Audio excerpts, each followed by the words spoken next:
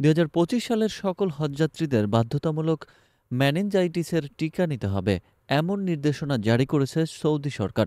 গতকাল সোমবার দেশটির হজ ও ওমরা মন্ত্রণালয়ের বরাতে এ তথ্য জানিয়েছে জিও নিউজ। মন্ত্রণালয়ের মতে আগত লক্ষ লক্ষ মানুষের স্বাস্থ্য সুরক্ষা নিশ্চিতে এই গুরুত্বপূর্ণ সিদ্ধান্ত নেওয়া হয়েছে। সৌদি নাগরিকদের জন্যই এই নির্দেশনা প্রযোজ্য হবে বলে জানানো হয়েছে নির্দেশনায়। দেশের সংশ্লিষ্ট মন্ত্রণালয়ের একজন মুখপাত্র বলেছেন, হজের সময় সংক্রামক রোগের বিস্তার রোধ করা এখন সময়ের প্রয়োজন হয়ে দাঁড়িয়েছে। টিকা ছাড়া হজের অনুমতি দেওয়া হবে না।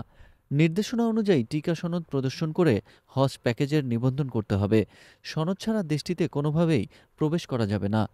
বিমানবন্দরে সনদ দেখাতে না পারলে তাকে নিজ দেশে ফেরত পাঠানো হবে। প্রসঙ্গত, মেনিনজাইটিস হল মস্তিষ্কের ঝিল্লি এবং ঘাড় ও মেরুদণ্ডের টিস্যুর প্রদাহজনিত একটি সংক্রামক রোগ। ব্যাকটেরিয়া, ভাইরাস ও ছত্রাক জাতীয় পরজীবী জীবাণুর আক্রমণে এই রোগ হয়।